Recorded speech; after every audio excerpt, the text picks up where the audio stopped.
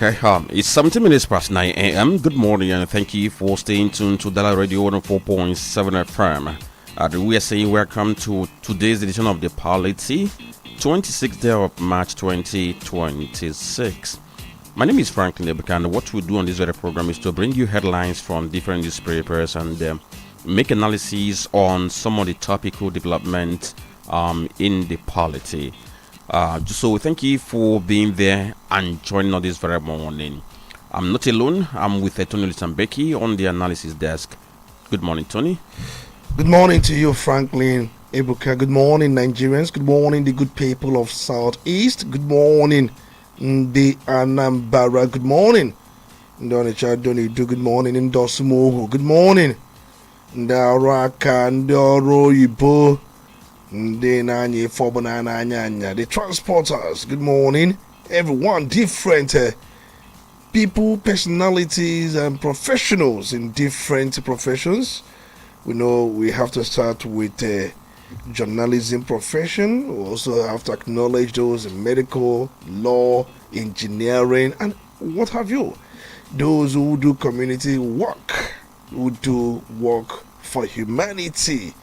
And we acknowledge all of you. We cannot stop. Even the pensioners, just like I said yesterday, our senior citizens, our brothers, and those in religious profession as well, our spiritual directors, our leaders in faith. We acknowledge every one of you.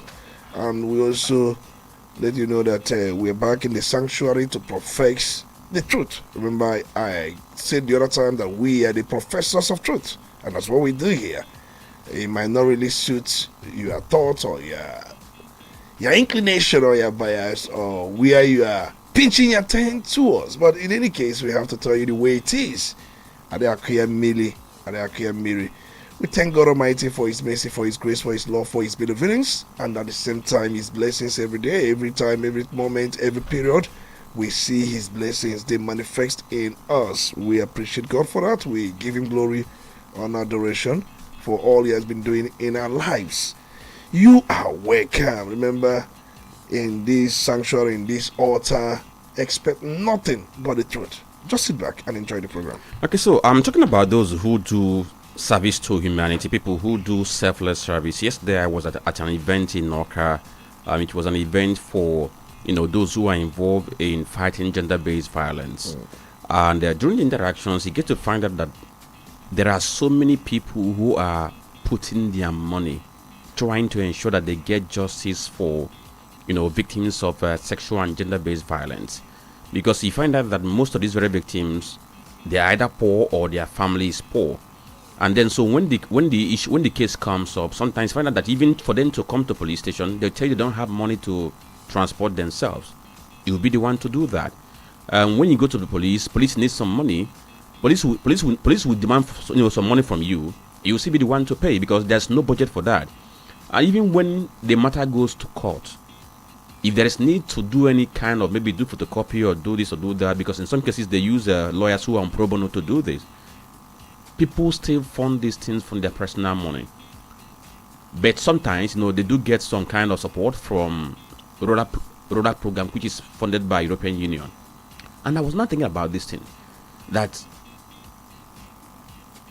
in the budget of agencies like let's say Ministry of Women Affairs, I was thinking that this kind of thing should be getting attention, whereby when they are making budget every fiscal year, they should be able to factor in this and make budget for this fight against gender-based violence, so that they will not be having challenge of finance. Why am I saying this? That if you go to the Ministry of Justice, there is a desk there that is responsible for gathering the data, keeping records of gender-based cases reported in Anambra State. And as we speak, they've been able to document a number of gender-based violence in Anambra State. Now I'm talking about sexual and gender-based violence. They've been able to document a good number of them.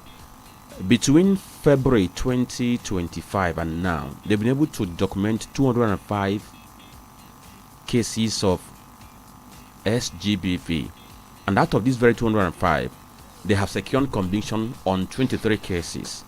Then talk about the matters in court. About 100 of them are in court. Then 44 have been discontinued. 55 persons have been released, and then cases closed stand at 58.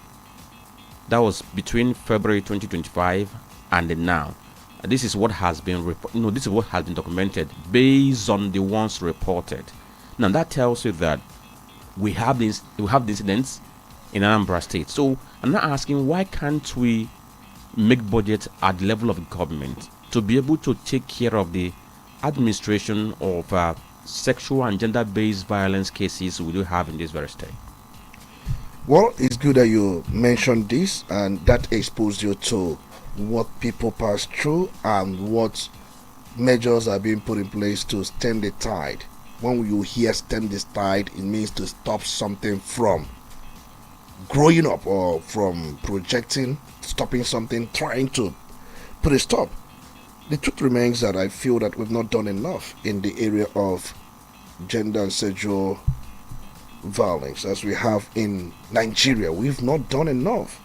You talked about having a register at the Ministry of Justice where some of these things are documented. I think that at this point we should have gender and sexual offense unit at every local government. We may begin with that.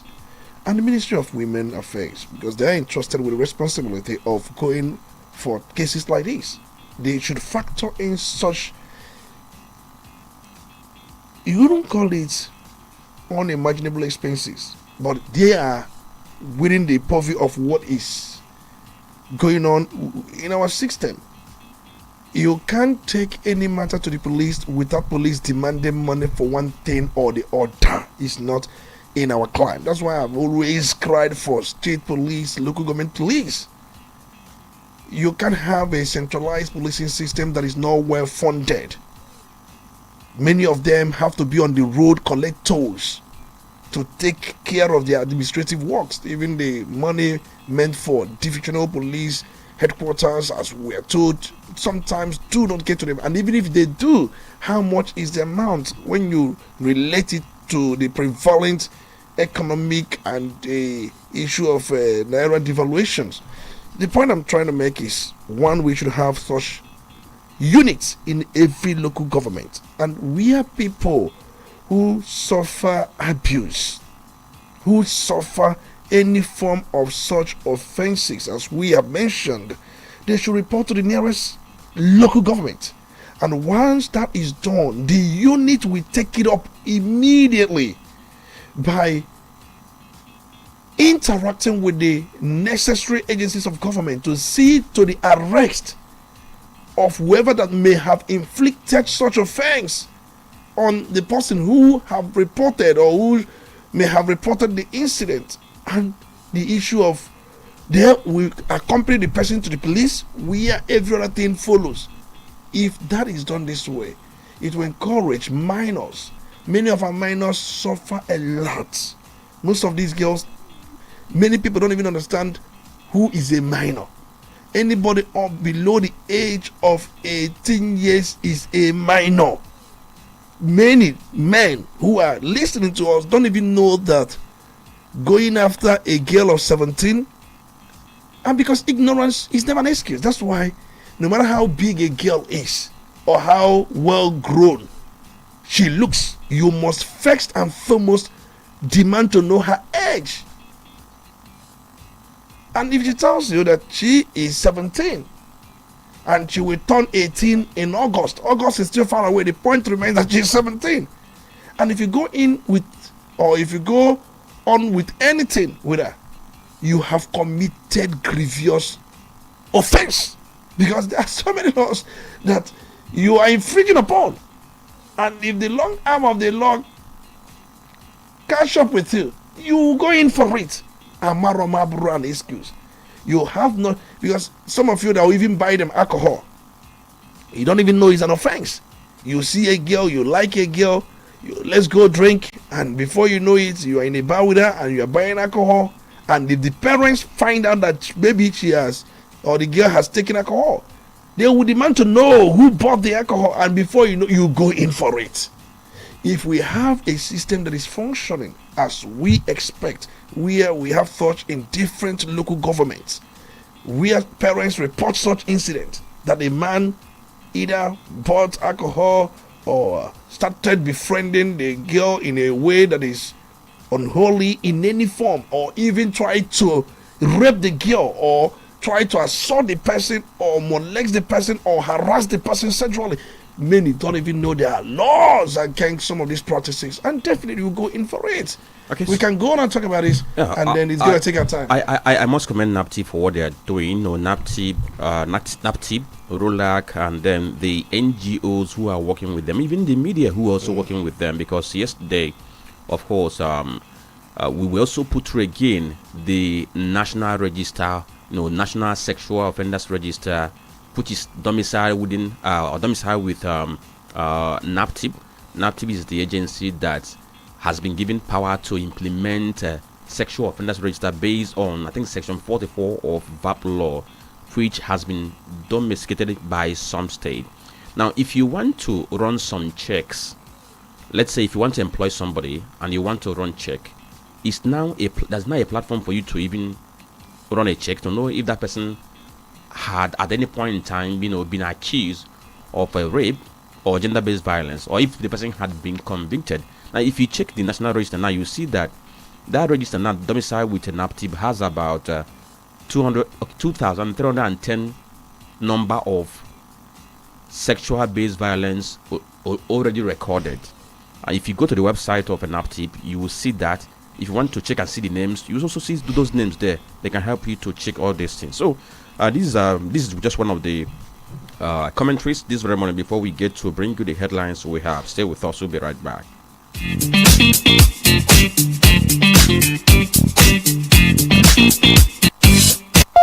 You're listening to the Polity. Get involved now.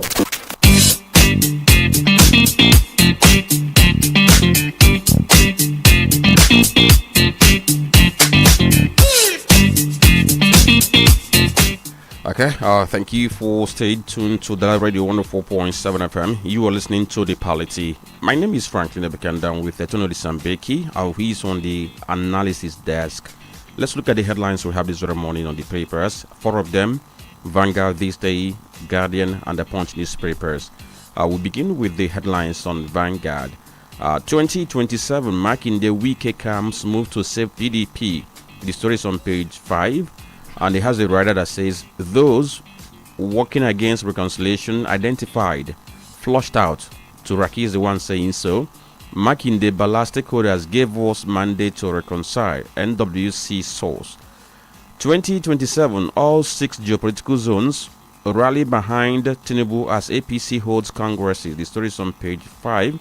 I think it held yesterday across the geopolitical zones we have in the country, the 6 of them. And leaders have emerged. In fact, during at that very congresses, some of the incumbents were returned. Take, for instance, Victor Gaidam for South. He returned to hold his position.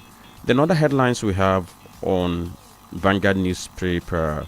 This one says, court nullifies CBN's takeover of Union Bank. Says regulator acted beyond powers on page 9.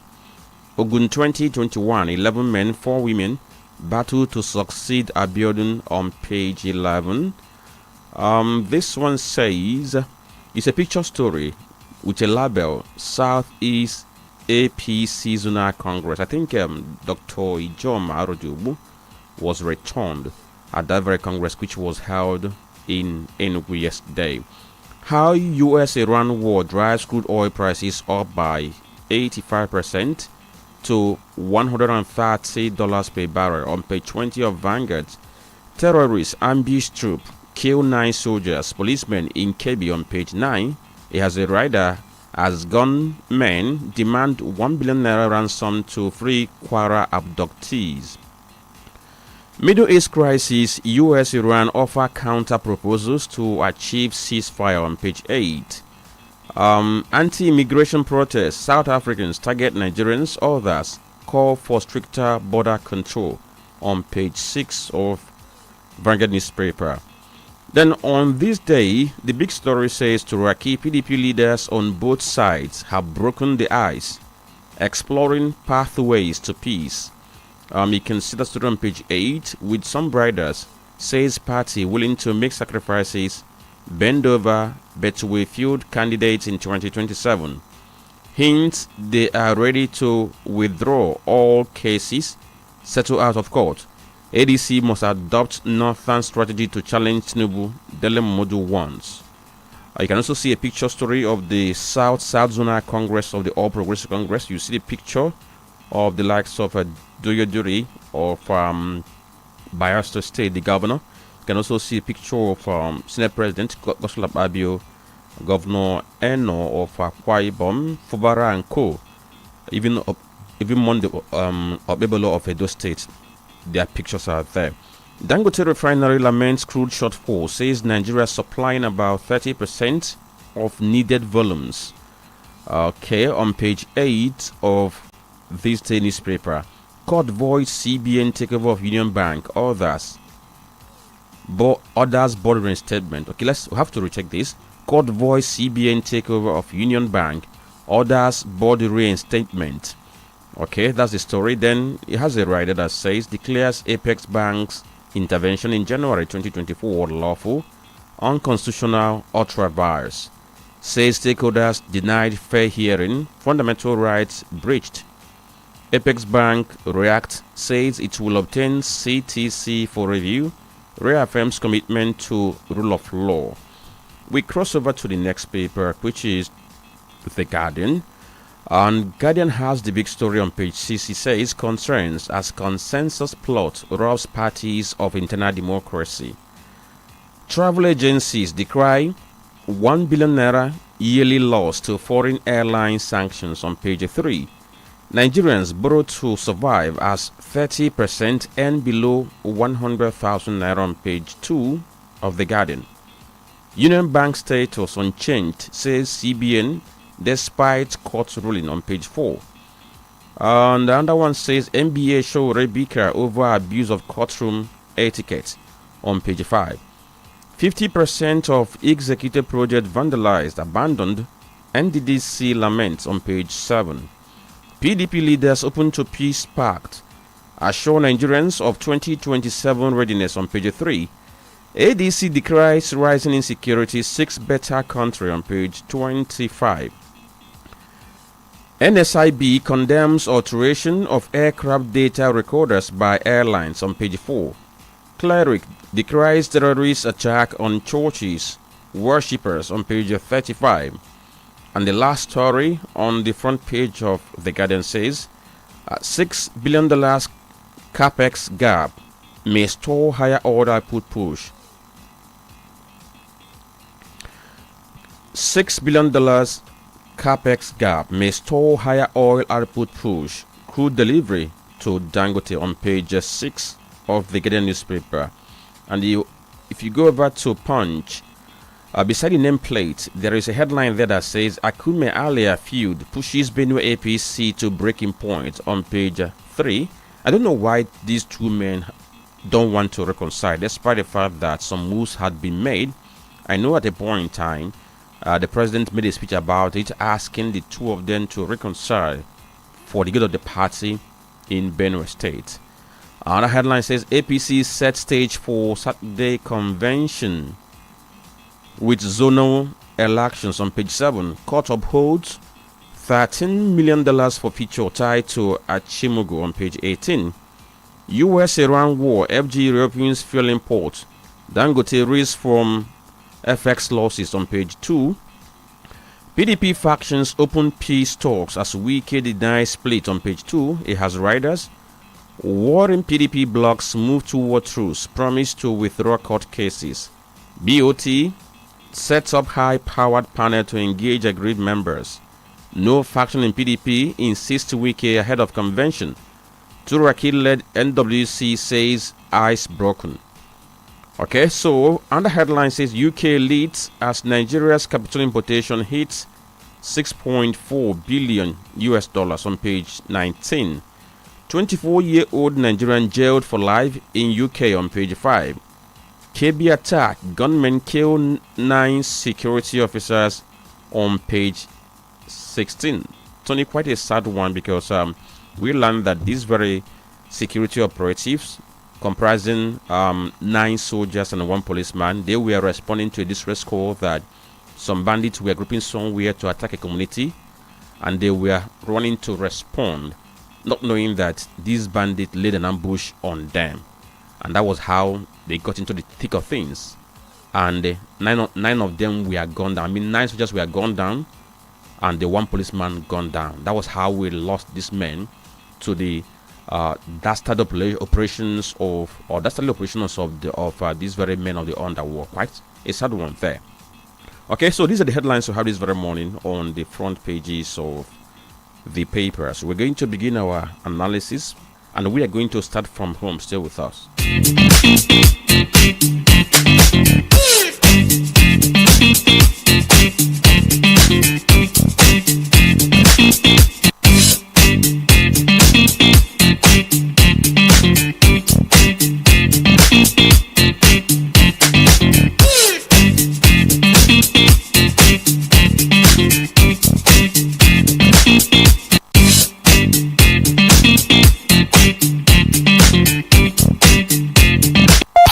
You're listening to The Polity.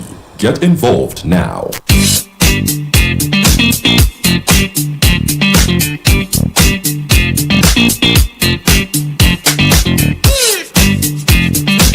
Okay, you're listening to Udala Radio 104.7 FM Onitsha, and this is The Polity.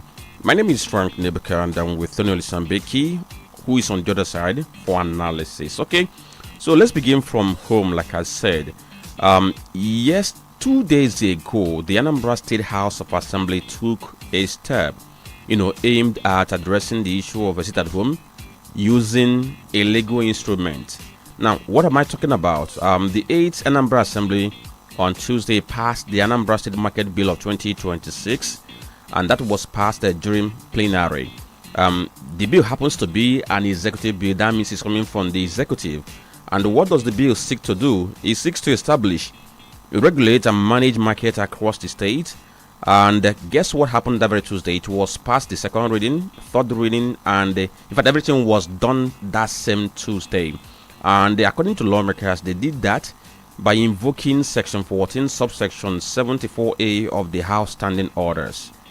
And it was the majority leader of Anambra State House of Assembly, Iken Nofodeme, who led a debate on that very bill. He said that Anambra is Nigeria's premier commercial and industrial hub, and he went on to say that the law is a strategic response to the illegal Monday sit-at-home, which has historically hampered the state IGR.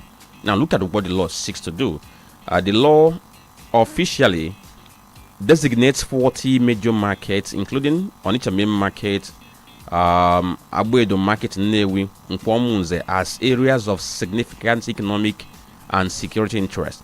Now, under this very law, there is what they call mode of operations. It's saying that businesses within these very markets must remain open every day of the week except Sundays and on public holidays. They talk about the executive supervision, that market executives are now required to maintain a comprehensive register of all traders and conduct monthly inspection to ensure no criminal activities or unauthorized instructions are being followed within the market premises.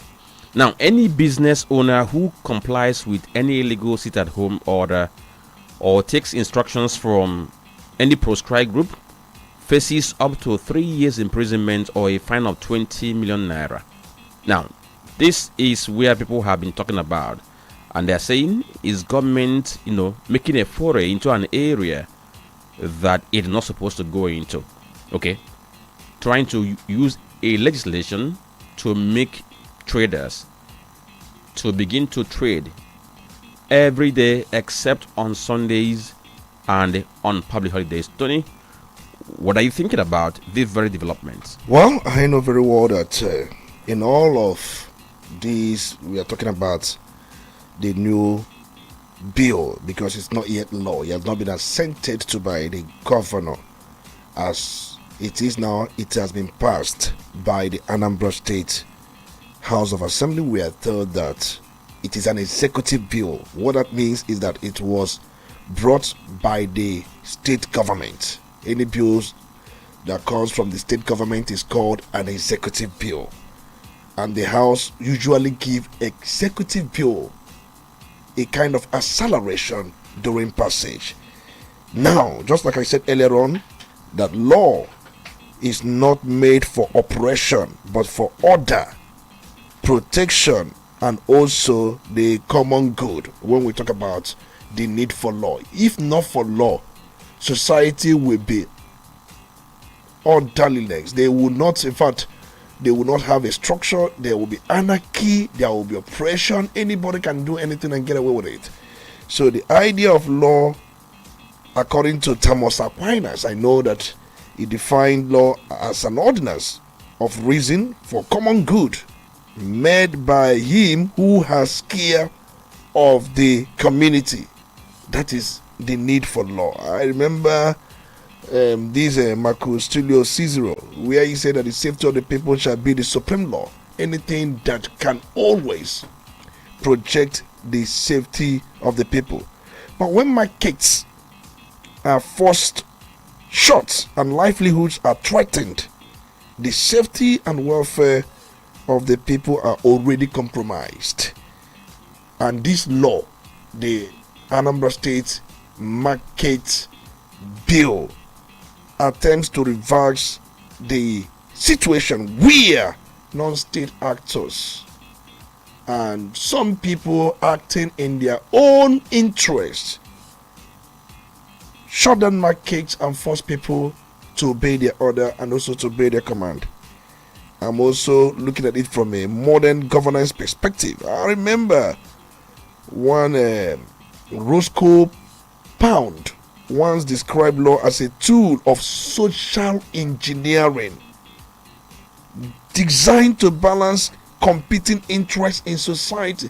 That is how Roscoe Pound described law. That is entirely a tool of social engineering designed to balance competing interests in society. And in this case, what are the two competing interests? You have the non-state actors, you also have the government, and one is trying to show to the other that it has the mandate of the people, the legitimacy given to it by the people, and on your own part you lack the legitimacy. Talking about the non-state actors, they lack the legitimacy, they lack everything to tell the people what to do at one point or what not to do.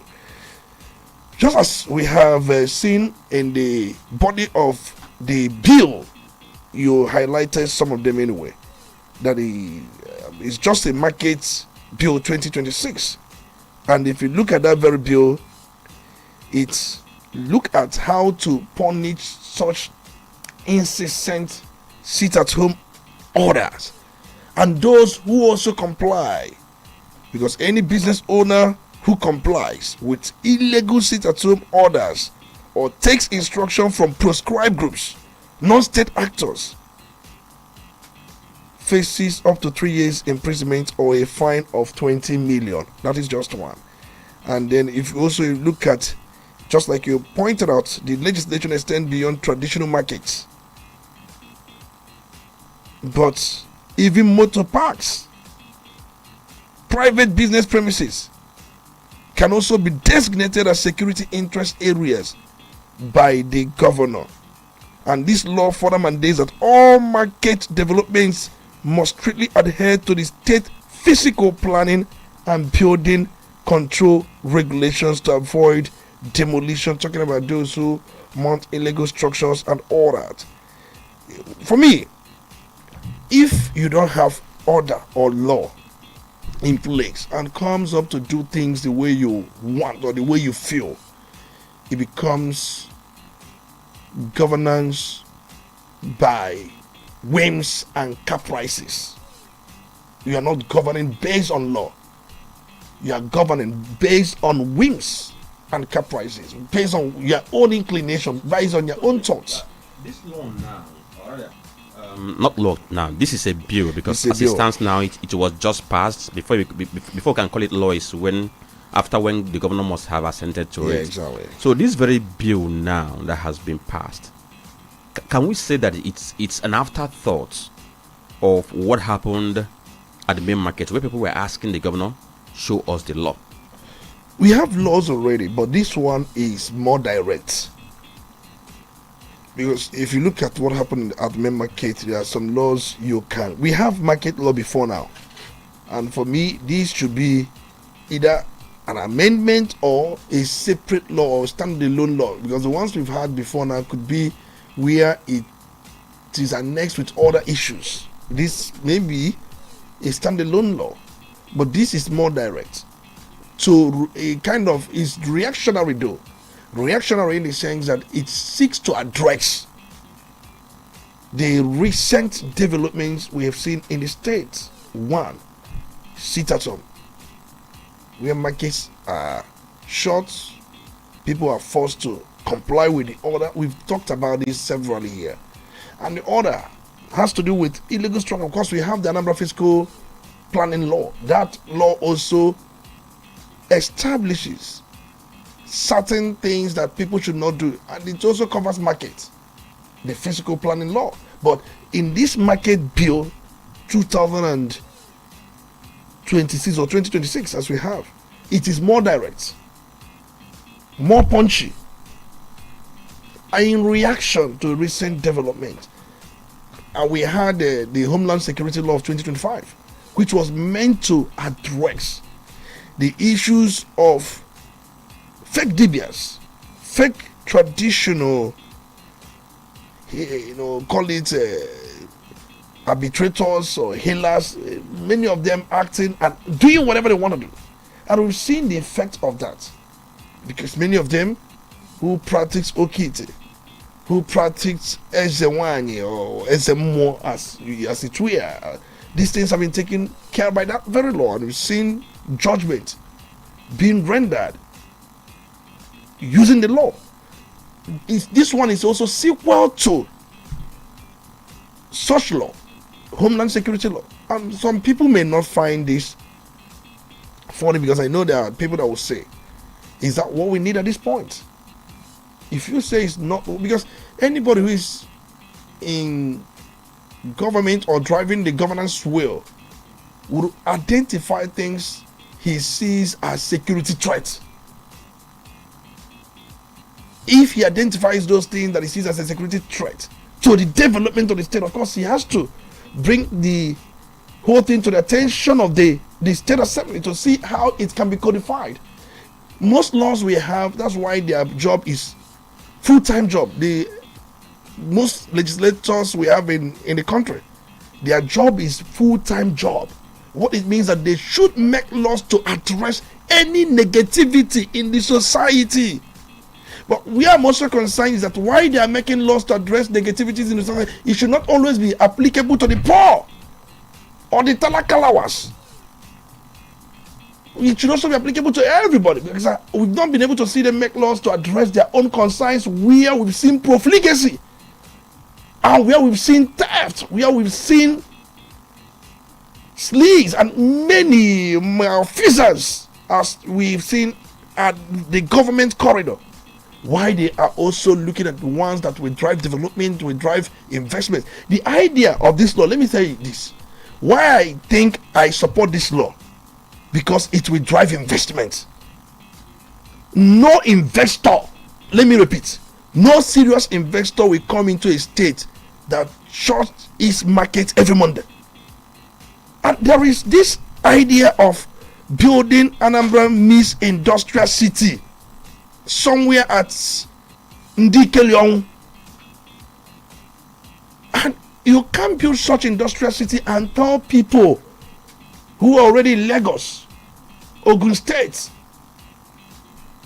and other parts of the country, even in Kano, come to Anambra State and establish that very business. If you look around, what do you call it? If you are to build a house, most of the materials used in building houses, these materials are produced in Nigeria. Talk about tiles.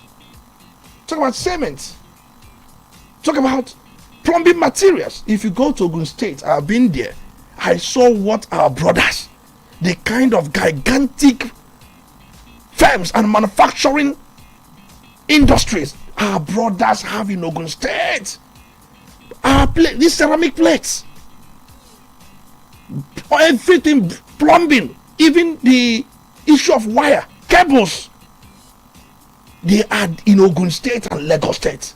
How can you tell somebody, if you go to Ogun State, literally, if you don't have a job, you don't want to work? I did my NYC in Ogun State. Every 5 p.m., come to Abexos Junction.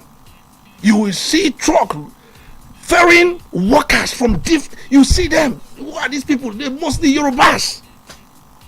You see somebody without a good academic qualification, the person has got a job, a well-paying job. And if you look at some of these manufacturers, they are brothers. Okay. Now the question is, how can you convince such a person to come to Anambra State and set up a similar industry when you have a seat at home operating and being effective? You are making a mistake. That's why this law is timely. The idea of this law is to tell investors we have got a strong legislation that criminalizes such practices that drive investment backward. You can now bring in your industries, bring all those things, bring them here in Anambra State.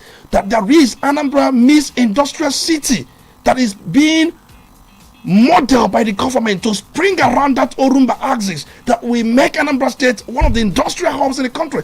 You see why the law is timely. That is the vision of the governor, and he believes that he cannot drive this vision without giving the investors, he's actually talking about, confidence that there is something in the pipeline that will make them come here.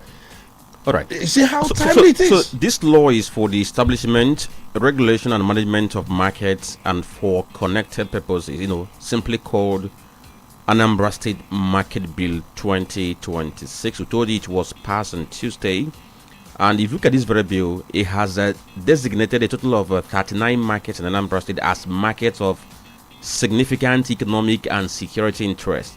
Now, these very markets, they cut across at least 9 local government areas in Anambra State.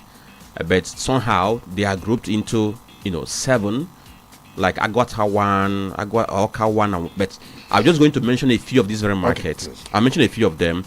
Nkwo Ibuku is one of them. Nkwo Munze, Eke Kulobia, Ekoka, Ekamobia, Odera Market, Owakwe, Ukebu, Cosmetic Provision Market, Obunike, electrical market of Bosi, building material market, new auto spare parts,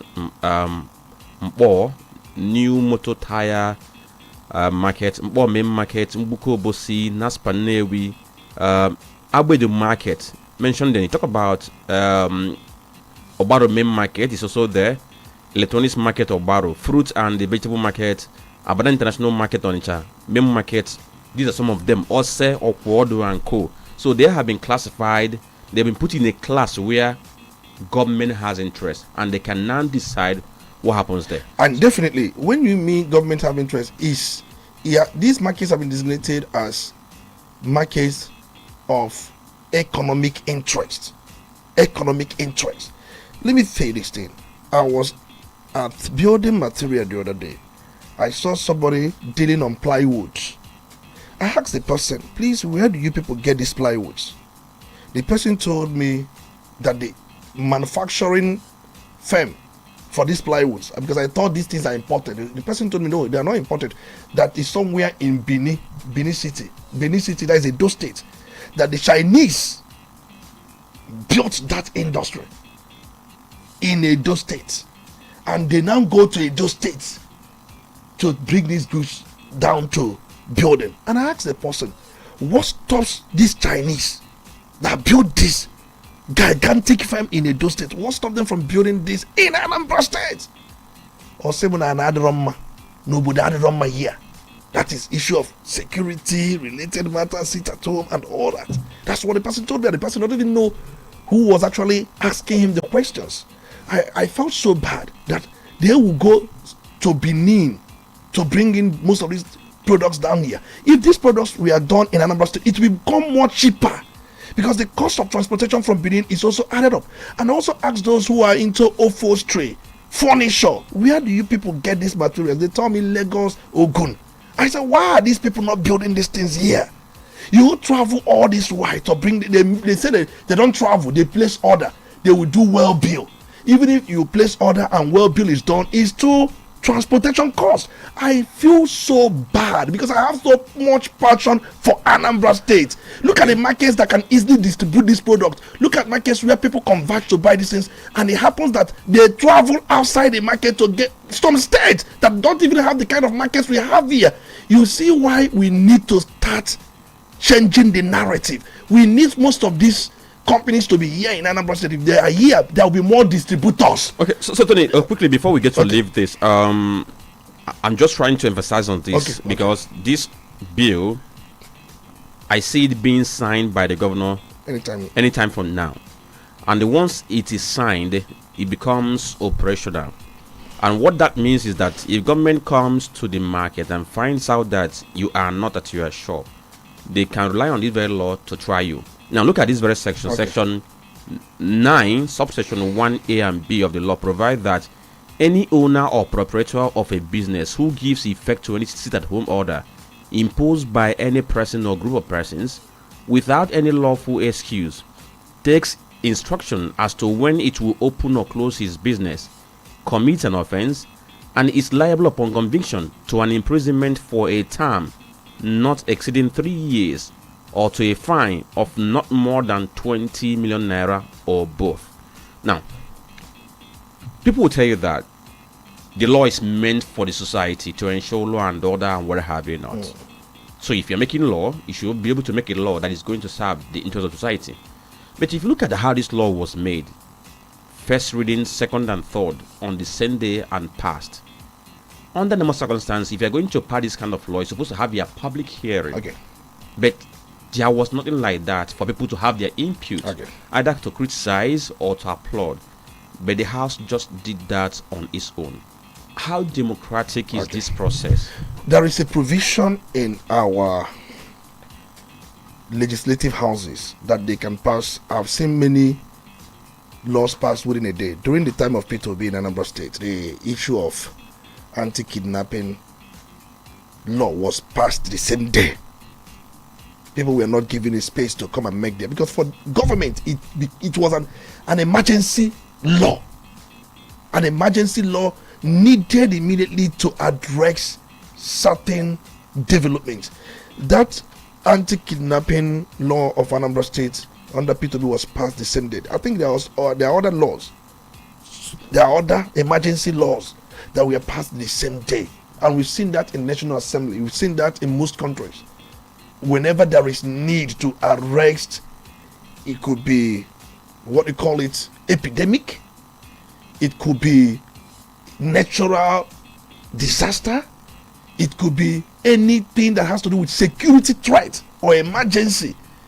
In this case, if you can understand that this law is categorized under security related threats and economic sabotage, any law that in a way stall economic growth or development, they also classify it as emergency laws. This one falls under that. We've seen that even if you search the ones passed by National Assembly, we've seen them pass a law under one day. There are times even electoral laws, the one that has to do with election, where there is need for amendment because election is very close and there is need to address a concern. We've seen that. We've seen these things happen even in United States of America. But my concern is, this law does not mean that if you want to open your market or close the market, you have that right. Because people may misunderstand the law. You can decide when to open your market and when not to open your market. But what the law is saying, in such decision, let it not be that you are being compelled by a non-state body, a non-state actor. If you decide not to come to the market on Tuesday, on Wednesday, you are free. But let it not be that you are complying to an order issued by somebody. Each time you are complying by order issued by anybody that is not government, that is where this law catches up with you, that you are obeying an order by somebody. But on the surface, you have right to decide when to open, when not to open. Let it not be that you are complying to any order by any non-state actor, any group that says there will be no market on Monday, there will be no market on. Once you are complying to any order, that is what the law. You cannot comply to any order. Okay. But that does not mean that you don't have certain rights. When to open, when not to open, you have those rights. All right. But don't comply to any order. Okay, so we're going to go for a commercial break. Once we return, we'll get to talk about Showore and the NBA, because Showore has been in the news. In fact, it seems like he has become 1 week one trouble, because every day he's in the news. If he's not causing nuisance here, he's making a point there. So let's get to see what happens after this very break. Stay with us.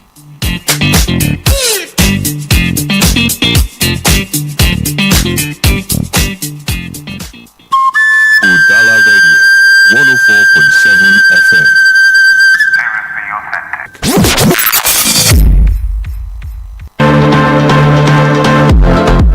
Emerald Global Natural Health Tech and Wealth brand is bringing to you an effective health product where health meets wealth and is very effective and value laden. And it is called the Emerald Elixir. Addresses ulcer, addresses eye disorders, addresses cancer, addresses prostate problems, and addresses infertility. Boosts immunity, provides natural antibiotics, provides natural antioxidants, relieves allergies, increases libido, controls asthma, controls diabetes, relieves arthritis, improves digestion, balances blood pressure. The Emerald Global Concepts Limited, maker of Emerald Elixir, is located at number 33 Iweka Road, Odabo, Onitsha, opposite Chibem Filling Station, near Modebe Junction. And for inquiries, you can call their phone numbers. You can call the CEO Emerald on 080-6230-1834, 080-3326-1480, on 070-6820-3180. Take Emerald Elixir.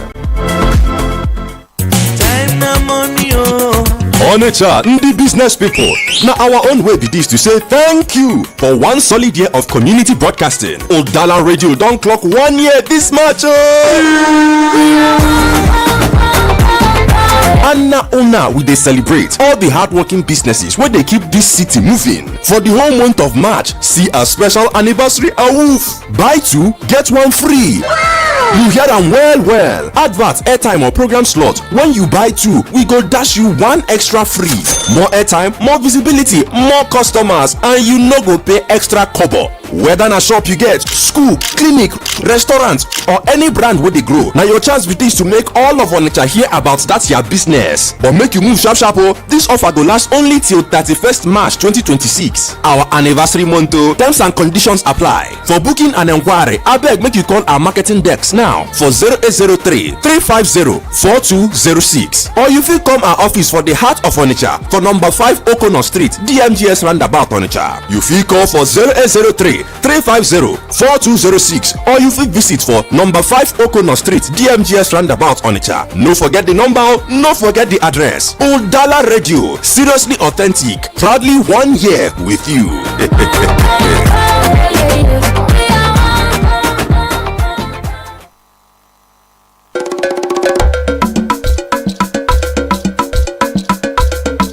Udala Radio, 104.7 FM. Seriously authentic.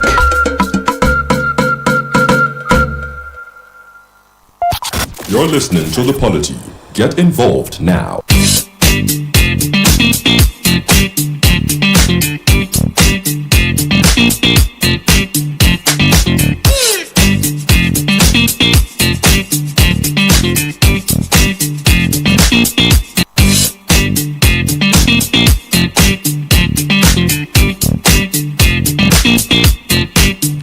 Okay, it's 7 minutes past 10 a.m. and you're listening to The Polity on Udala Radio 104.7 FM. My name is Franklin Debukandan with Tony Sambeki, who has been offering analysis on issues. In fact, we just treated one issue about the Anambra market law, and just to let you know what law is, sorry, not law this time around, it's talking about law, it's Anambra market bill.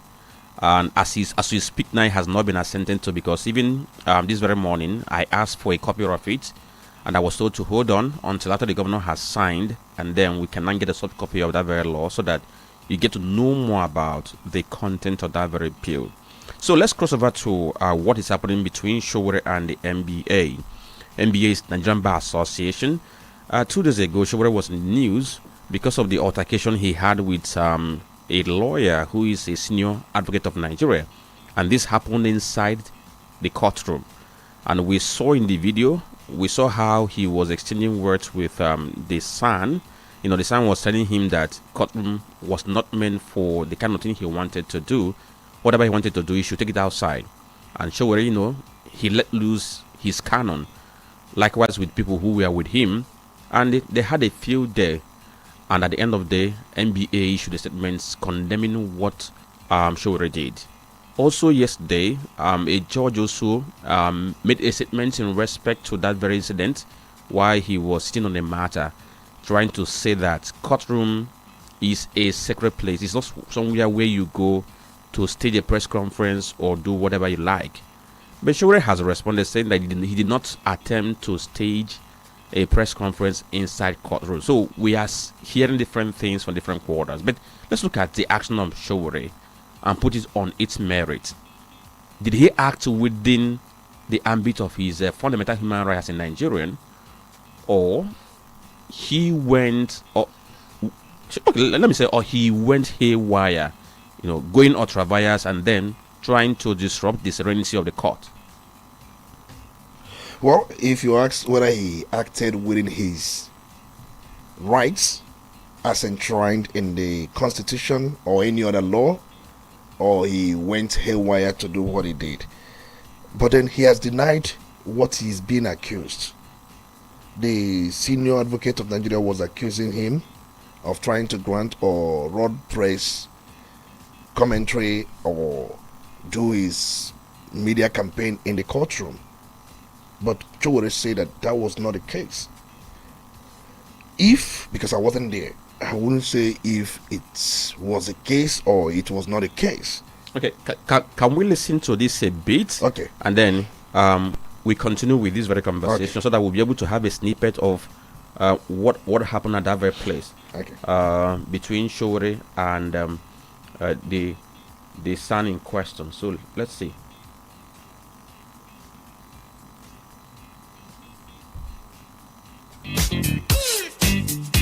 You are insulting our intelligence by telling us that we cannot discuss our issue in the court where we are waiting for a judge. We went as far as ordering the pressmen to get out of the court. But you are supposed to go when DSS will stop you at the gate. The DSS will stop you at the gate. Recall that in 2019, when the DSS came into the takes over the Federal High Court gate, have you ever spoken about it? When they took over the gate, When the DSS comes here and take over the... did they block me not to? Oh, they don't block you because you are privileged. They block me to come attend to my cases. And you have never said a word when the DSS takes over your Federal High Court gate. But you want to come and intimidate Showore? You are intimidating me. You are even insulting my intelligence because you are introducing yourself to me as a son. So what? I have sons too that defend me, and they know that when I come to court, I discuss my matter. I'm waiting for the judge, just like you are waiting for the judge. You are telling me you are ordering me out. I'm not in your living room, sir. We are in a courtroom. Even if we don't have a case here, we have a right to sit down in the gallery. Are you sitting down in the gallery now? Yes, we are waiting for your gallery. This is the gallery of the justice, but in this case, I'm accused that I'm waiting for the judge. And this is the door. Yes. Okay, so Tony, we have to take it from here. If you watch Showore, if you look at the video, you see that it's like I don't know whether he prepared for it because he has a microphone really attached to his shirt while this was happening, and then his men were making the video. So back to that very question, Tony. Well, at least we have heard both the senior advocate of Nigeria and then Showore himself, and we've seen the altercation. But Showore went further to ask, you've been here and you've been seeing things that have been going on in the courtroom, but what have you been able to do about it? The truth remains that Section 6 of the Constitution of 1999, as amended, vests judicial powers in the courts, and this gives courts inherent authority to control proceedings and maintain order. you find out that even I have always cited section 287, subsection 1 to 3, mandatory enforcement of court decisions, that all authorities and persons shall enforce and give effect to the decisions of the courts. Most times we don't understand what a courtroom is all about. A courtroom is not just a room, it's not a bedroom, it's not even a living room, it's not just ordinary room. A courtroom is the symbol of justice and authority of the state. That is more reason police cannot arrest suspects in a courtroom. We've seen many of these things happen time without number. There are things one cannot do inside a courtroom. In fact, you cannot parade suspects inside courtroom premises. You cannot disrupt court proceedings. Forceful entry into the court, creating fear, creating chaos. No agent of the state can harass you inside courtroom. No armed interference. You cannot come inside the courtroom with arms, even if you are from any security agency, unless permitted by the judge. The judge in any courtroom is the Lord and Savior of all the people inside the courtroom. He not just moderates everything and ensures that the sanctity of the courtroom is at all time protected. Let me say this. Many people don't even know. That's why if you go inside the courtroom, you cannot take photos. You cannot take pictures. Most media houses that do come usually come before the court section begins. And once a judge enters a courtroom, you must stand up. It's part of the tradition. Because before the section begins, everybody must have entered. And once a judge enters, most times the doors are shut, the doors are closed. And if you are inside the court, you have to stand while the judge enters. These are protocols. And we've known this. But the truth is, some of these things are not observed currently because of the desecration of judiciary. I won't be here and pretend that all is well. All is not well. We've seen state agents arresting suspects in the court. We've seen destruction of court proceedings. We've seen an all number of things. And we've seen people shouting at the judge.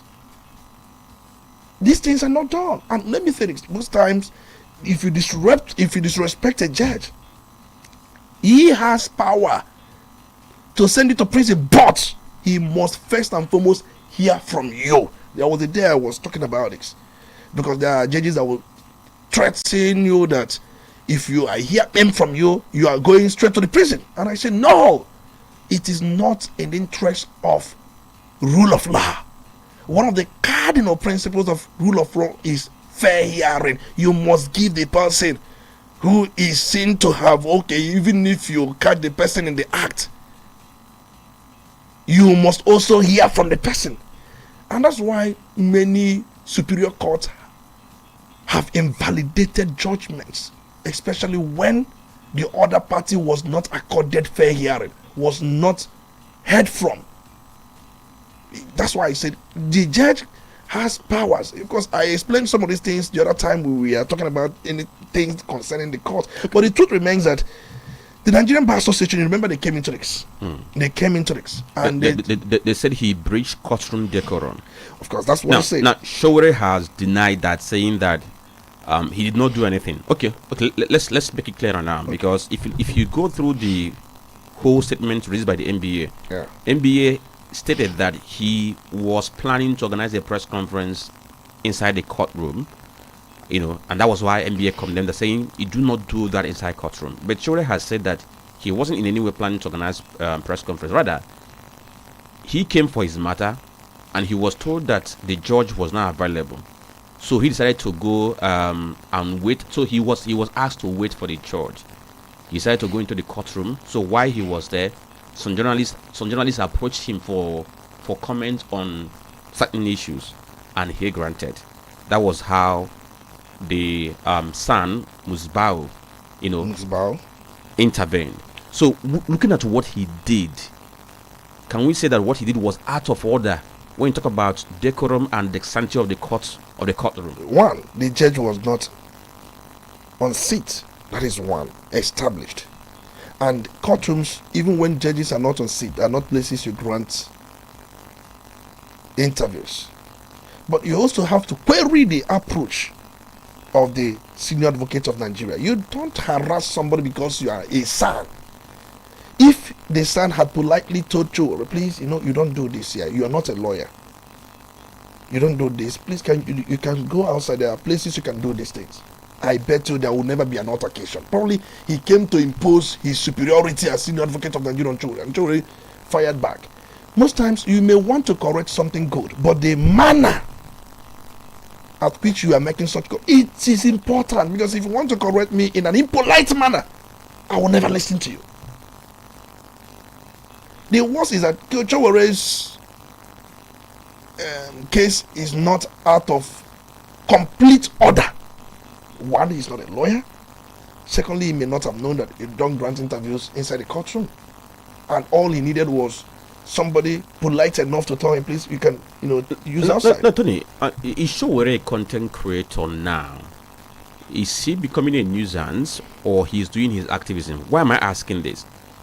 For the past 5 days, there's no day I will open the social media without seeing a video of him either attacking Malami, El Rufai, P2B, OT, the judges. Like, he has plenty of things to say every day. For the past 5 days, I've seen his videos, doing one thing or the other. And in each of the videos I see, I always see this microphone attached to his clothes. Yeah. As if he prepares for this thing before going out. So, is it his activism at play, or he just trying to be relevant in any topical development in this country? For me, I think he's an activist. It's just his activism at play. And he's also a journalist. He's the owner of Sahara Reporters. And we've seen, though, there are times Sahara Reporters will go overboard. But there are times through Sahara Reporters, many mainstream media publish certain things. When the Inspector General of Police, Ewetokun, was relieved of his appointment, it was Sahara Reporters that broadcast it first. Even when other journalists or media houses were yet to understand what was going on. Sahara, I'm not here promoting anything. I'm just trying to tell you that there are times he goes overboard. And issue of corruption, through his, can I call it activity or whatever he does, he has exposed some corrupt people. And once they do those things, they are also eager to face litigations. There are things he has amplified. By mere amplification of those things, these things were addressed by authorities and agencies of government that ought to have done that in the first instance. One thing that, if anything gets to show, he amplifies it. And once he does that amplification, it gets across every area. It's just his activism.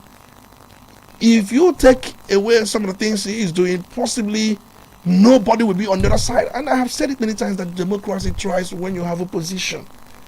It thrives, and I have said it, that we must do everything in life to make sure we do not have one party state or kill opposition. I have said it many times. It's important. So for me, that is just that. But if you look at NBA, there are times they have also failed in their responsibility. But this is not a time to talk about NBA failure of things expected of them. It's not a time to talk about it. But then, since we may not have such time in the nearest future, we may just somehow adumbrate on their failures. Since 1933, it was set up.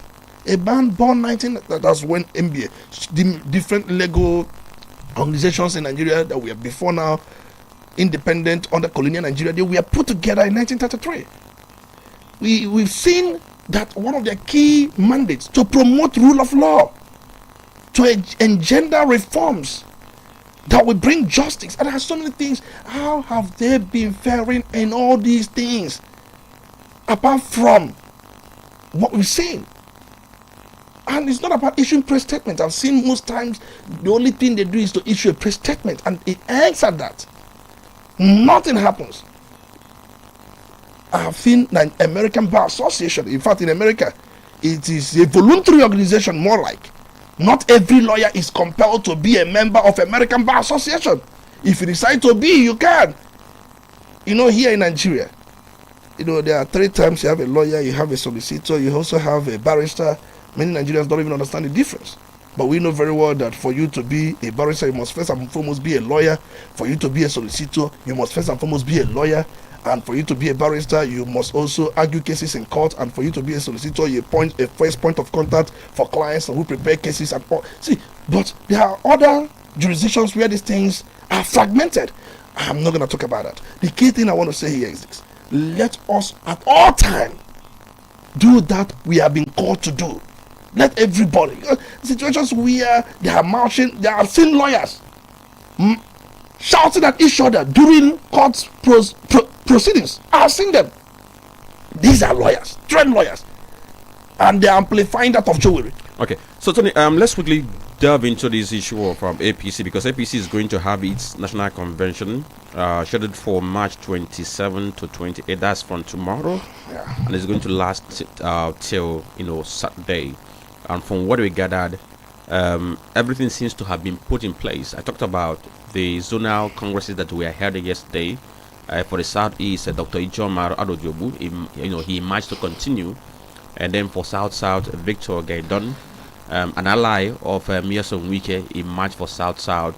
They talk about other places like North, Central, and what have you not. But what we are seeing now is that it seems that APC has found a way to adopt consensus for most of the positions at the zonal level, and even going for the national convention, which is going to start tomorrow.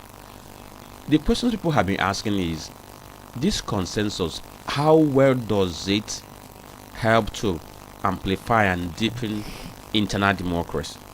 Well, when they fuse consensus and define it the way they defined it and put it in our electoral system, what do you expect? It was a way of trying to give legal backing to their determination.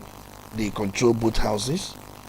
They are in the majority in the Senate, they're also in the majority in the House of Representatives, and they make laws governing the electoral system in the country, especially as it applies to the elective positions we have in our constitution outside the local government.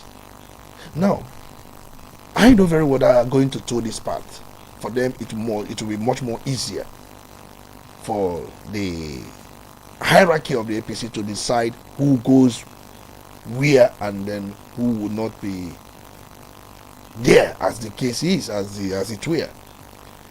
It favors them, and that's why you have it in the electoral system.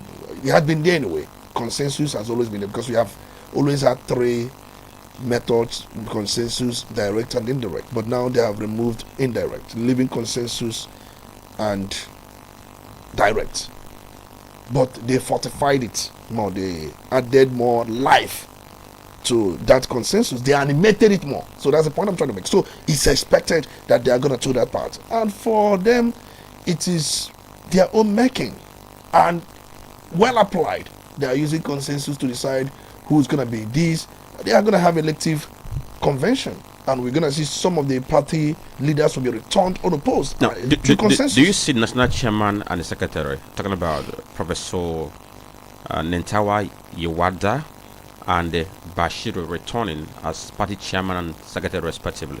For that of Yewada, I can vouch for it, but Bashiru, I cannot. I don't know if the president supports Bashiru. Whoever the president wants in any position becomes what APC wants. We've seen that previously in other administrations. Some places we are thinking that with the way APC is going about using consensus. In fact, that should be yesterday. I read one Danagogo Fobara who was reacting to what has been happening in APC. He was complaining that some of them, paid for nomination form for positions, and they were cleared. but they didn't have access to the forms. He was saying that some of them have been, have been edged out from the process. But the voices are not loud. Is it because he's the ruling party and perhaps people are afraid of Mr. President? It has always been like that. During the time of Buhari, Buhari single-handedly picked Abdullah Adamu. Remember when they were contesting for the position of the chairmanship? Many of them, he said there is one man that is not here. And he went for Abdullah Adamu, and everybody supported Abdullah Adamu.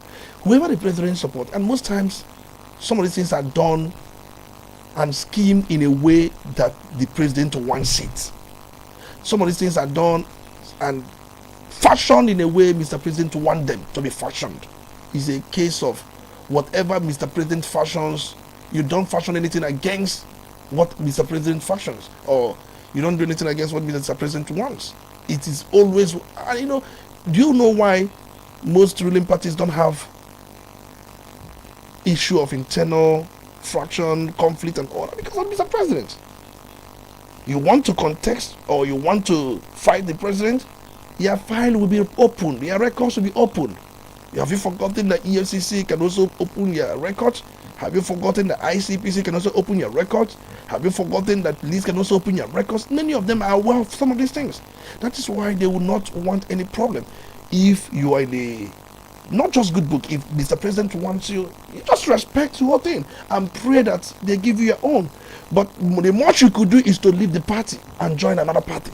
But as to start staging chaos, trying to break the party, you have Mr. President to contend with. It is just that way. It has always been that way. During the Obasanjo administration, we saw things like that. We had those that wanted to do one thing or the other. Remember when Awudogbe wrote that letter to Obasanjo, put letter to Obasanjo. You know the fate that fell on Awudogbe as national chairman of a party. He wrote an open letter. Does it mean you cannot assess the president? Or does it mean that Mr. President has been deaf to all you've been telling him? He went and wrote an open letter. And that open letter has to do with what was happening in Anambra State. Okay. But we saw the fact that before him, Mr. President Obasanjo gave him all the to resign. You know how Obasanjo does his own thing. He may come dine and eat with you, laugh with you, and tell you there is a letter before you. You have to sign this letter. There were those he met after eating and drinking and whining. He present the letter to the person and they say, put your signature there. That's how he does his own thing. But Tinubu has a way of doing his own thing. And we've seen other presidents. They also have their ways of doing their own thing. Right. You mentioned EFCC. By the way, was it 2 days ago there about EFCC now has an office in Anambra State? Of course. So they can now operate from here, no longer going to Enugu. And the island this very morning that the governor of Anambra State today paid an unscheduled visit to the state secretariat. Yeah. So from tomorrow on next, I hope to hear stories, because if you go to Secretariat, Tony, that place needs total revamping. Like, you go to a commissioner's office, there's no power supply. Or you mean the Jerome Dodge? Some of them may be moving into the lighthouse, apart from those not earmarked or designate to be in the lighthouse, because you have so many spaces in the lighthouse. But that's by the way. I want to say something. I think it was about 2 or 3 weeks ago, EFCC called me. And when they called me, I don't know how they got my number. They just say that they wanted to tell me that they are in Anambra State. I said, that's good. And they said that they would want to have interactions with me. And I don't know. But then I told them, we can always, feature you in our programs and then hear from you and see what you have for the people of the state, because you must make your plans and your mandate very clear to the people for them to understand that you're also in the town. So it wouldn't be intimidation, it wouldn't be harassment, because we are not going to allow that, because we are strong here.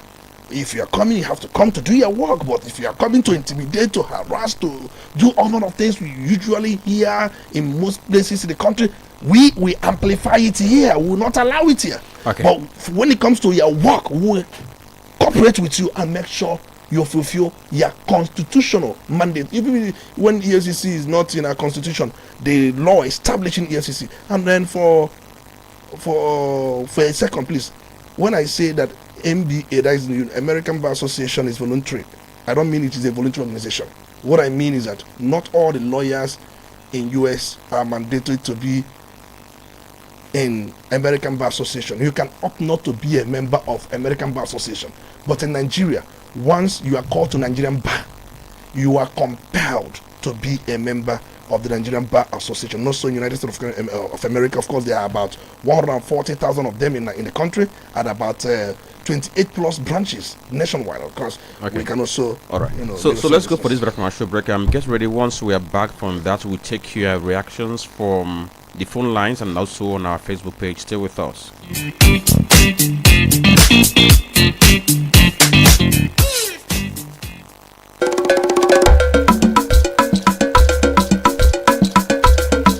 Udala Radio 104.7 FM.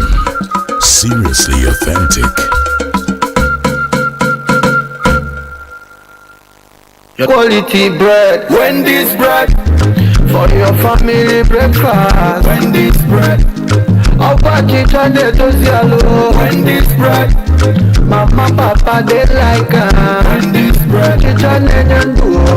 Wendy's bread. Even children, they like Wendy's bread. Wendy's bread.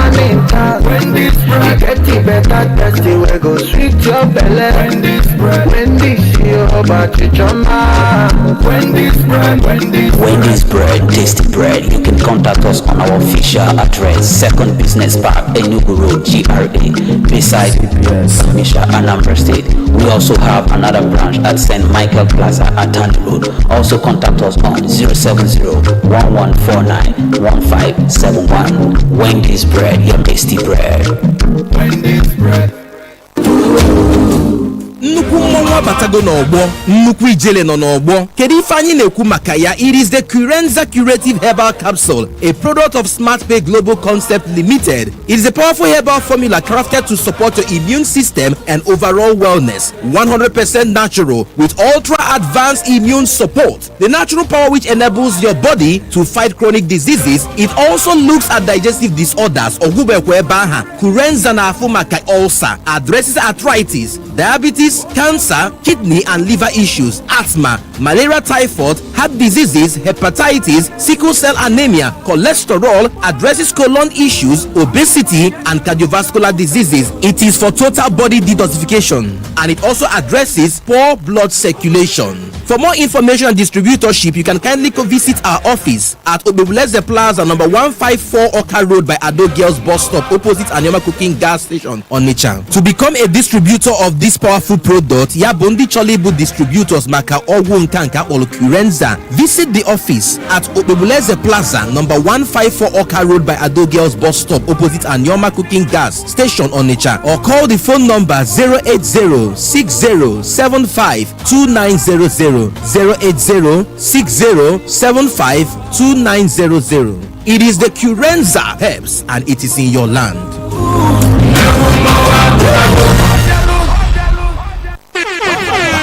Onitsha, una don ready for the biggest Easter shutdown. Golden Promise Entertainment presents Easter Golden Fiesta. One massive night of music, comedy and correct vibes. It happens Sunday, April 12, 2026 from 5 p.m. till dawn for Onitsha Mall ShopRite. Host for the night, MC Bim and MC Feargod. Music policy by Emmy Black, Ivado and Sparkle T. Laughter with comedians like Twin Parrots, Prince Neche, 5 Naira, Dibia Update, Holy Baba and Sister Equitos, plus live performances from Mweze and CJ Ozugo, and DJs will go keep the party hot all night. DJ Staffy, DJ Y Barrow, DJ Two Step, DJ Tony Banks, DJ Freezy and DJ NK. Tickets they go fast. Regular 2,000 Naira, VIP 5,000 Naira, VVIP table for 5, 200,000 Naira. For sponsorship, bookings and enquiries, call 0814-394-2802 or 0808-441-5156. Easter Golden Fiesta, the party we on nature go talk about. Supported by Udala Radio 104.7 FM.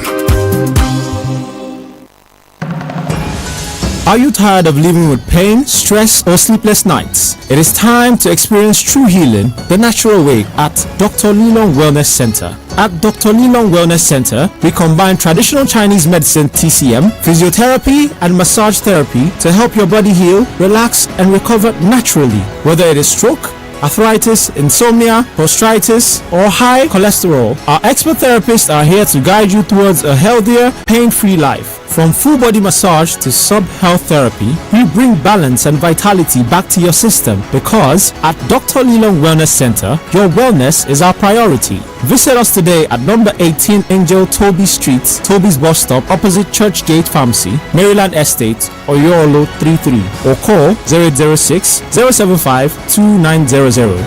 0806 075 2900. Get your health back to 100% by simply booking a reservation at Dr. Lilong Wellness Center 33, your home of total wellness and recovery. I want to hear no the latest where they happen. When the poor open don't enter for town. You want to upgrade your car, it day in town. For motorway get accident, you make an tantam. Our integrity stand first in everything we do, and we dey deliver worldwide. This not the latest update when I get for you. If your motor spoil and you want to fix some more, if you want to repaint some motor, Udala power oven dey run am more. Orobodo ndoma negenti, ifeoma fine achọ ugoma n'aka. Anyị bụ ndị Udala ebutego power oven na nyoba. Ebi arụmụkwa na gị ọ dịkwa tamtam ka nke igoro ọfụrụ. Iji repaint moto gị ka ọ bụ moto nwere accident. Bute ya na Udala power oven. Anyị na-atụnatakwa moto na mba ọba gburugburu. Ọfịs anyị bụ Udala bus stop along Owerri Road, Ọba. For more inquiry, gwa anyị n'akara ekwentị a 090-1100-2200. Angel Otolo ebe ahụ.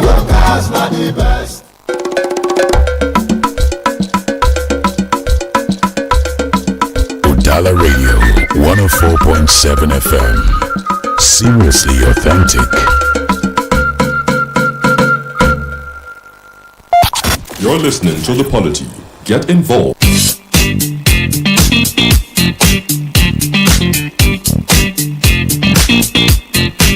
Okay, it's time for you to get involved on the Polity this very morning. You are listening to the Polity on Udala Radio 104.7 FM Onitsha. My name is Franklin Bekande. We've been listening to the analysis by Tonoli Sambeki. So we'll go to the phone lines now, and please, we have to beg you to take 1 minute in making your submission. Hello, good morning. My name is Badmos. I'm calling from Newi. Go on, Mr. Badmos.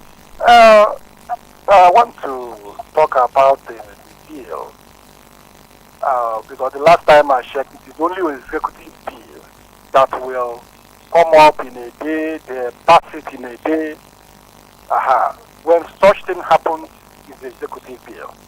And the way I'm looking to this bill, Anambra State House of Assembly passed, it's a dead on arrival bill.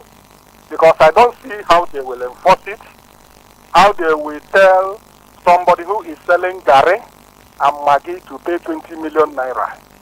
You understand? So that bill is dead on arrival.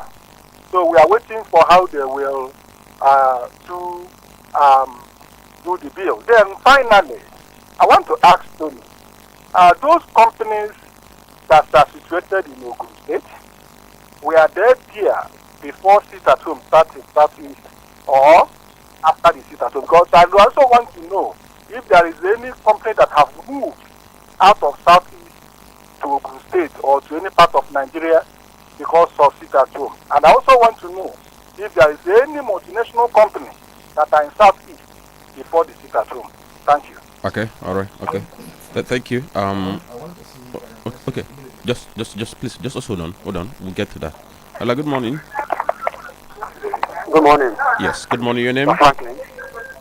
Good morning. You're welcome. Anthony Mesheta. It's morning from Onitsha. Okay, let's hear you. Let me start from the whole state. The Anambra State market bill that was passed by the House of Assembly. For me, it has become a law because there is no way what one sponsored, when it is being brought to him now, he will reject. But I want to say that bill, by the manner it was being passed immediately, I think is draconian. Because several instances that the analysts cited as a justification of that is one of the things the government employ and invoke whenever they want to circumvent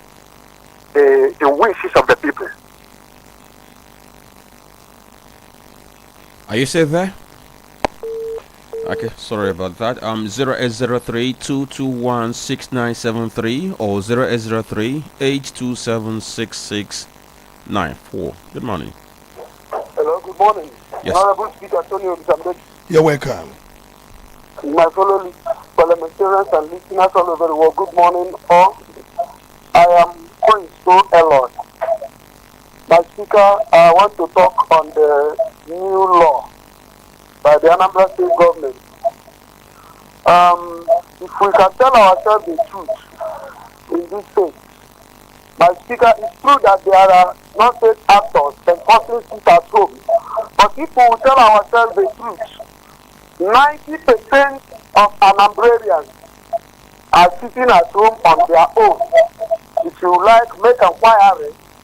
People are sitting at home on their own. Even when Nnamdi Kanu said there should be no sit at home, they are doing it willingly in solidarity with that young man that is incarcerated in that place. Now, the governor is forcing people to come out of their shop to open it. That is making it by force. People who want to sit at home on their own, and the governor is forcing them. Is it not the same offense that the people who are forcing the sit at home committed? Is it not the same offense that the governor is committing by forcing people?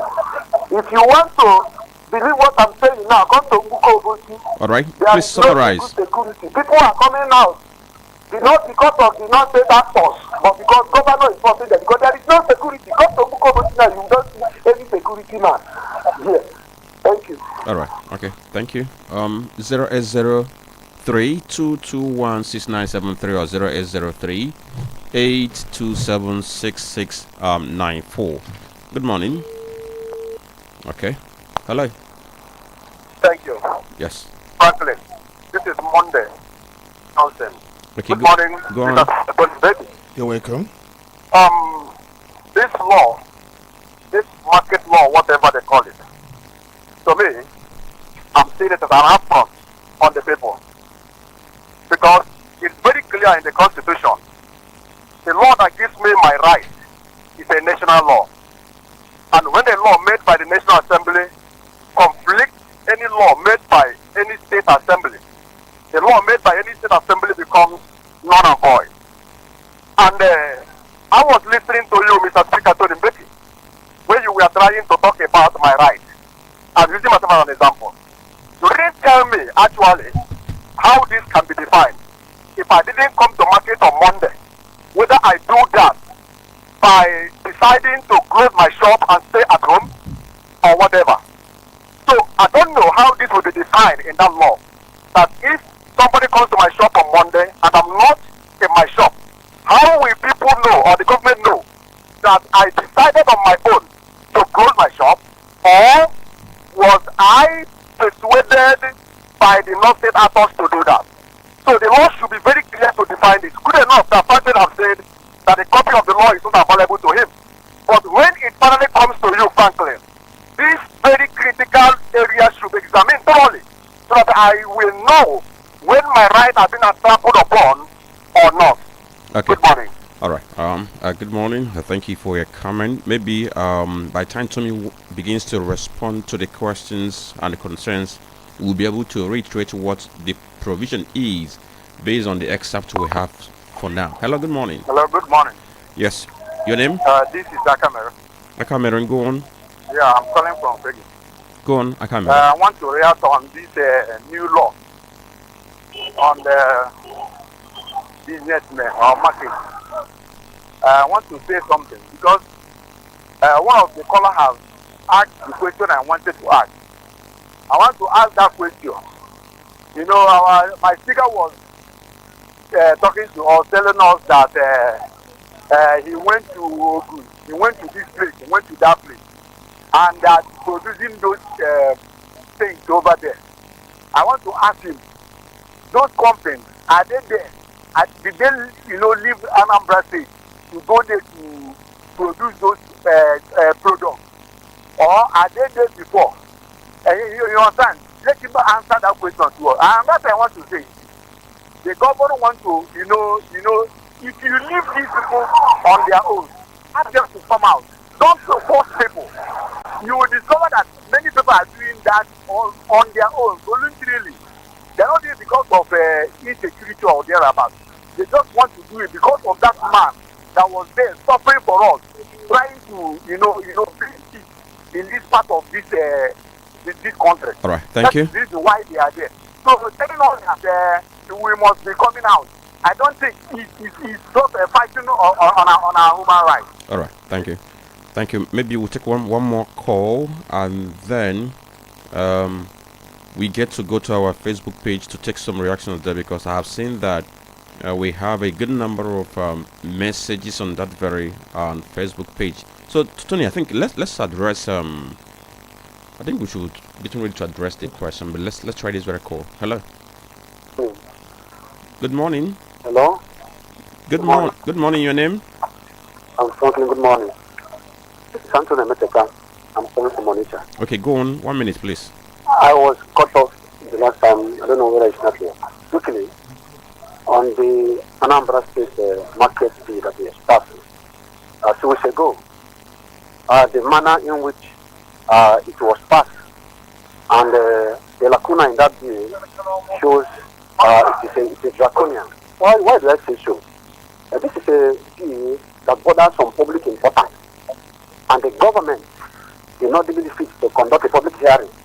The justification that other governments, other national assembly can go that route, it is not the case, because governments invoke such kind of measure when a bill that is against the public wishes, they will just do it immediately and call it an emergency bill. So for me, it is draconian. And I look at that bill, I watch it online and I look at that bill, and I did not see any preventive measure for the people, the state actors, people who receive such directives, that there is punishment for those who will comply with one reason or the other.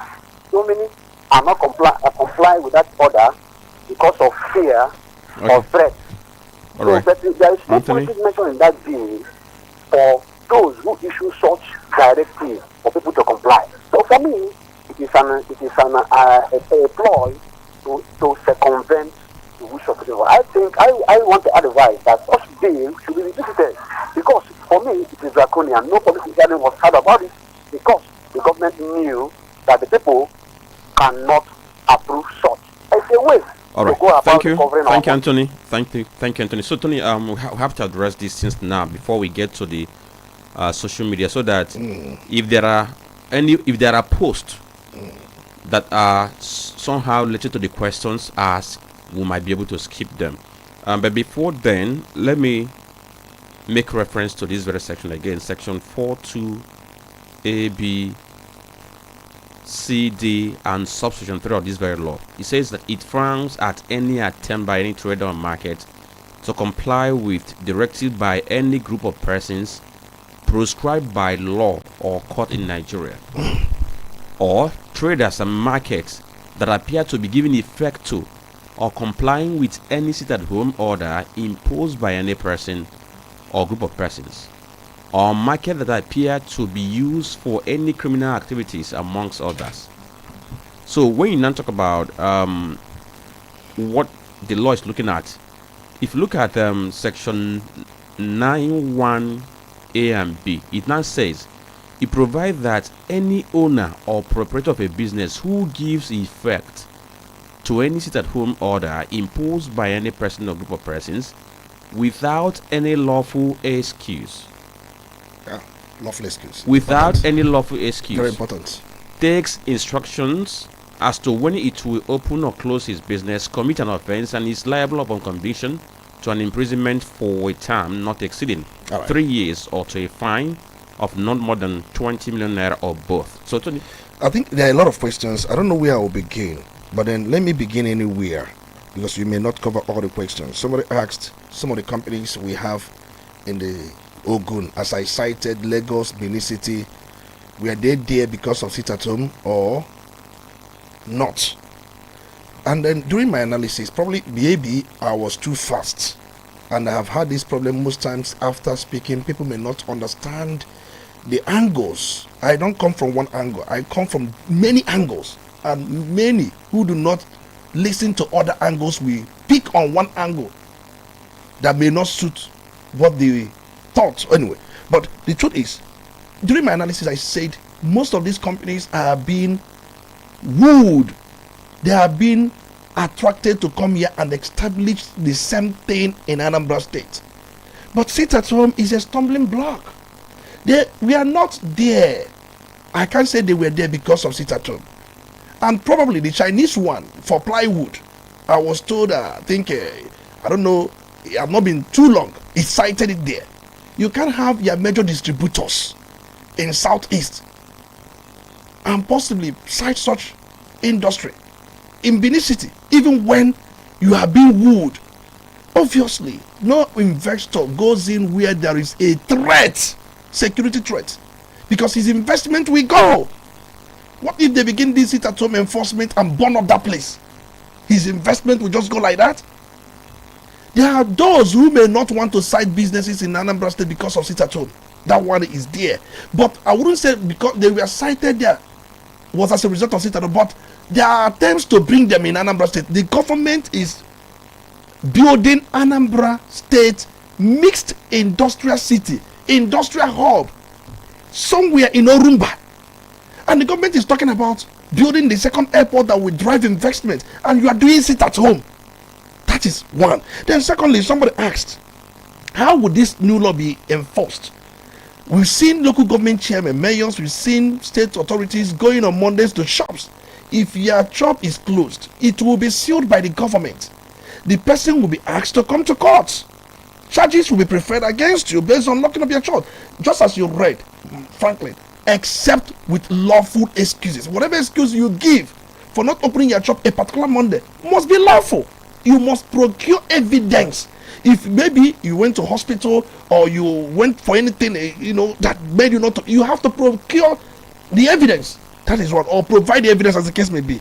Then somebody was asking that the law was draconian. There are laws in United States of America that have been passed the same day. I've seen emergency funding bills in the United States the same day, no public hearing. War authorization the same day. Disaster response laws the same day. In fact, there was this U.S. Patriot Act after the September 11 attack. It was passed within few days.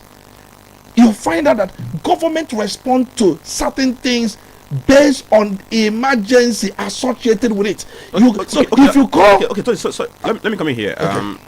The two scenarios you have painted now, because if the references you made to the U.S., most of those laws were meant to deal with emergencies. Yeah, of course. Perhaps if you don't act so quickly, things might go out of hand. Of course. So is that relatable to the case in Anambra State?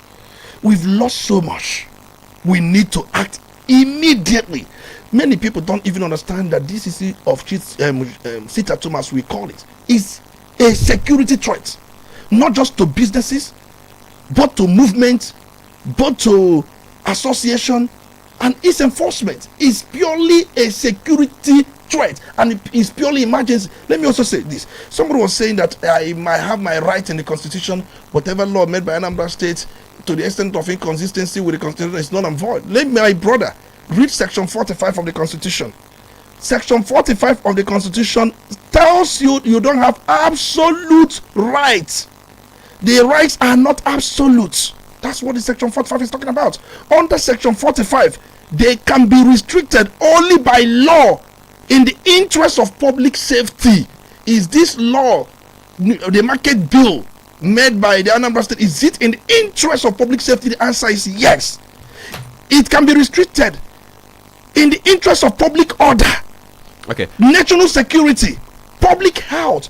Section 45 gives state the power to, and says that those are rights under section 40, section 41, and section 39 cannot invalidate laws made in the interest of public safety, public order. Now I think I'm going to read one of the messages because that appears to be the one different. Others are talking about this market bill. So I think their concerns might have been addressed by the response you gave so far.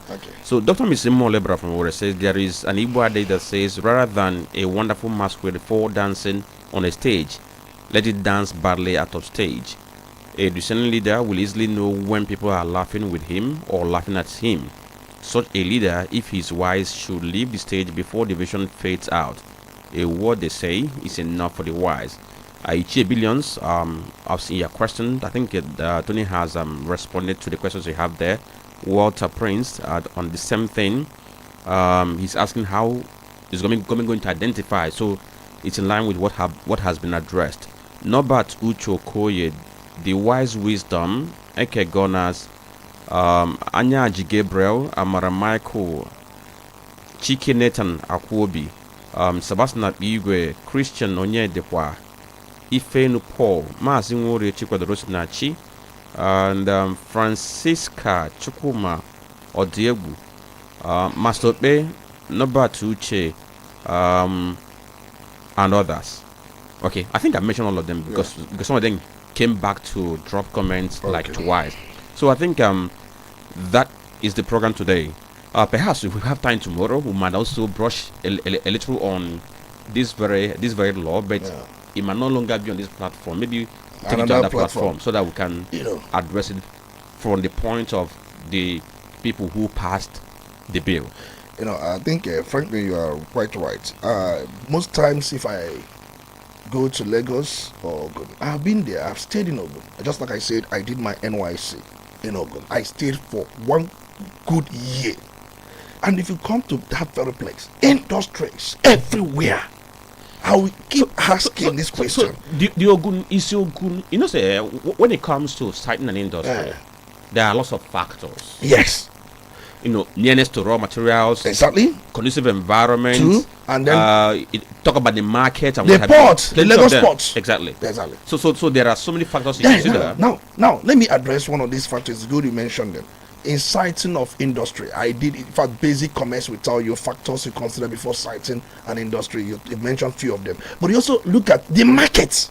Market is one of the factors, because if you are citing an industry, you are looking at markets where some of these products will be sold, and that is what we have in Anambra State. It's one of the factors, but that factor is being vitiated by our incessant compliance to this sit-at-home order. It is very bad. If we could have 1/3 of what we have in Ogun, if they come here in this, if the governor is successful by wooing them to have a branch, we are not saying close up the one you have a branch in this Anambra Miss Industrial City, definitely there will never be anything unemployment in our state. All right, so we thank every one of you for joining today. Thank you, Tony Olisambeki, for the analysis, and all those who joined, those who posted on our Facebook page. We appreciate all your input.